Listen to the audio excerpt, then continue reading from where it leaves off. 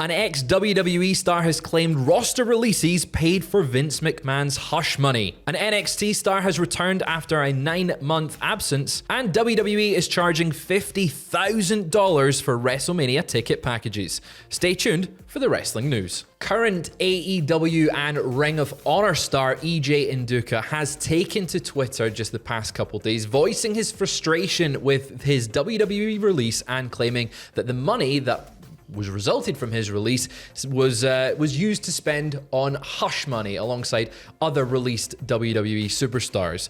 Nduka is currently wrestling on Ring of Honor programming in a new tag team pairing with Lee Johnson, and he was once part of the NXT system under the name Ezra Judge. However, he was involved in some pandemic releases from WWE. So he quote tweeted Swerve Strickland, who was addressing some of the reports that were circulating about WWE being annoyed with Swerve's big money AEW deal. And Nduka said, say it louder for the people in the back. Other side refused to give us opportunities, and now look, the cream always rises to the top. Industry shakers. Came into this industry from NFL and IFBB, where the hardest working person in the room at the very least gets an opportunity. I was the first one to the ring every single day and last one to leave. Came to every extra ring, tried to ask for help, but nothing. They pulled the rug from underneath my family and I and many other wrestlers because he wanted to spend that money on hush money.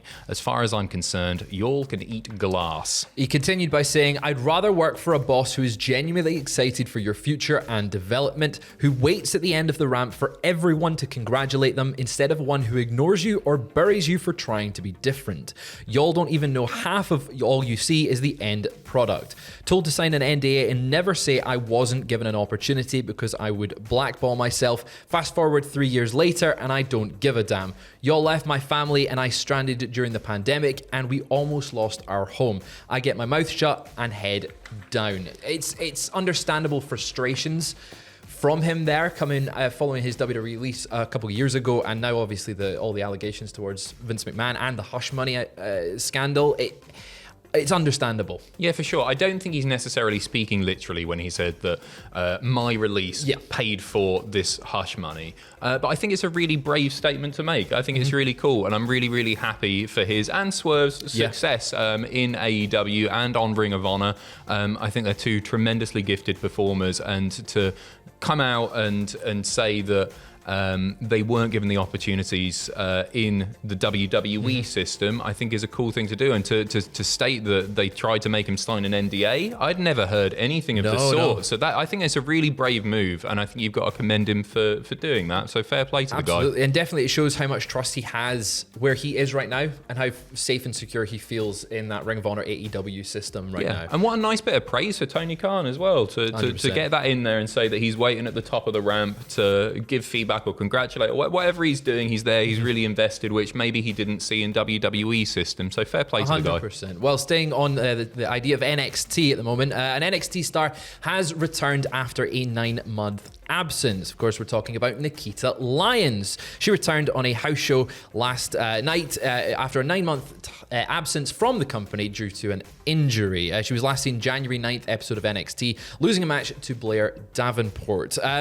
She's been someone that seemed to be on TV, get a bit of momentum, and then would be off TV injured for a long time, and it kind of stalled her momentum. Yeah, I'm surprised actually to see her come back at a house show first. I would assume that this means her TV return isn't far away at all. I think she's great. I think she's really, really awesome. I really enjoy what she does. I think she's I think she's improved. She's come on leaps and bounds in the ring, but I think she's a super marketable star as well. She's somebody with a really big following anyway. And there was discussion about the fact that she may or may not be back at one point, wasn't there? Yes, 100%. And I think having her, I think it's smart to have her return on the house show personally because of the injury that she's had. It just makes sense to give her that experience to be like, let's test you out and see that you're ring ready before we bring you back to TV.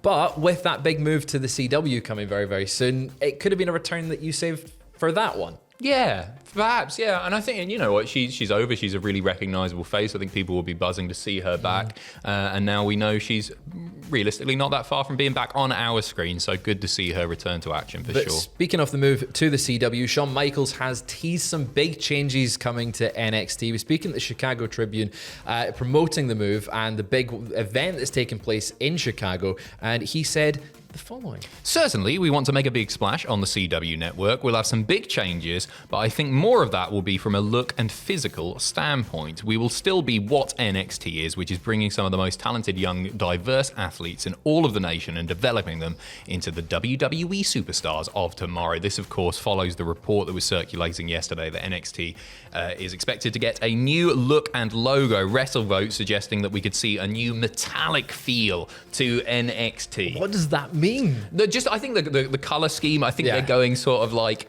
silvery. Get some chrome in there. Like WWF metal. That sort of thing is what we're going for. This basically just sort of backs up what has already been suggested by other outlets. How do you feel about NXT getting another rebrand? It doesn't feel like that long ago since we had the last rebrand from 2.0 to the white and gold era. But I mean, at the same time, if you're wanting to launch on a new channel, you're wanting to show that it is a different era, what better way to do it than just give it a bit of a makeover and having a new logo, new vibes in the what do you call it now? The CW, the CW era. Yeah, the CW era. CW. I'm cool with it and everything. I think it's good that he's reassured fans that NXT, if the format's not changing as such, it's just getting a fresh coat of paint, They right? get a bit more money in there just to build it up and make it look a bit better. They can afford metal now. They can. Steel. Actual metal. They'll definitely be able to afford metal and steel after we've seen the price for WrestleMania 40 tickets. My God, I genuinely can't believe that's how much they're charging. But WrestleMania tickets for next year's event in Las 41, Vegas. not 40. 41, they've gone, yeah. At Allegiant Stadium next year will go on pre-sale on the 23rd of October and public sale on the 25th of October, so you better start saving now. Combination package for the front row to the camera side for both days of Mania, Raw, and SmackDown is priced at $50,000 for the middle of the row. So if you want to be sat right in the middle where the guy with the green shirt sits, $50,000 for every single. Yeah, across the board. So you get your Mania, you get your Raw, and you get your SmackDown for that. And I guess Hall of Fame as well. If that'll be after SmackDown. Yeah. So that's $50,000. So this has caused a little bit of backlash online. The other prizes are mental as well. For the ends of the row, front row, but at the ends, so you're not necessarily going to be proper on hard cam. $35,000 there, dollars. Reasonable. Second or third row on the camera side for Mania ranges from $27,000 to $32,500 per person. They do include some extra perks. So you might get to take home your chair, I think, and a lanyard. I don't know what else. It's huge money, isn't it? You've sold me. I get to take home a steel chair that I can hit people with. Brilliant. It's to be honest, right? People are going to pay it. There will be. There's wealthy wrestling fans, and it's the biggest show of the year and everything. And people will pay it. It really is that simple. If they'll get away, we've seen it, especially with a lot of the international shows that they're running. The front row tickets to some of those are around in dollars, $2,200 around that price. This is an absolutely massive show. It doesn't get bigger than the granddaddy of them all, and they will set those prices at rates that they know people will pay. People will absolutely pay them. It's just an unfathomable amount of money. I find it, like, obviously not all the prices are going to be like this and everything, but I find it a bit of a shame, right, in that, especially with the international shows, they come over and those tickets are unaffordable for so many families. And I think, like, my dad and my brother went to SummerSlam 92, Wembley Stadium, and they had cheap seats because we had no money at all. And they wouldn't be able to do that in the current day. Era, sure, they could watch it for $9.99 on screen, but introducing a new younger audience to wrestling and making it unattainable like a whole family can't afford to go take the whole. It's huge money. You're talking. Yeah. It really, really is. And so I find that a bit of a shame. But you know what?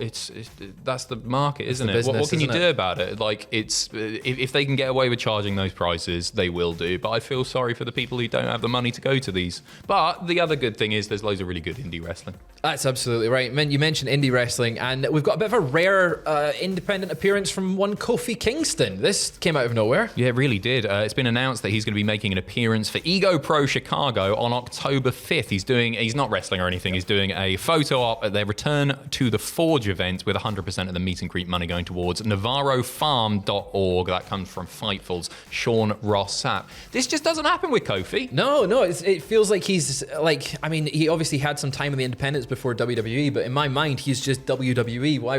What independents would he appear for? But this is really cool that he's getting to make a little appearance. I'm trying to think, because obviously, like, he came up through FCW, WWE feeder farm territory, but I don't know too much about his pre-FCW life. I'm sure he would have done indie stuff. I want to say he wrestled in Boston, but that's about it. That's all I know. That is all I know. Boston. Right. Maybe somewhere in Massachusetts. But it is really cool. Obviously not wrestling, but a photo op and with the money going to charity. No, he's a good guy, isn't he? He's a good guy. He's part of the New Day. They're all fun guys. They are all. Well, Xavier, I don't know. Oh, yeah, true. I wonder if he's told Xavier he's doing this. No, I'd be livid. Definitely not. He hates NavarroFarm.org. He does hate NavarroFarm.org.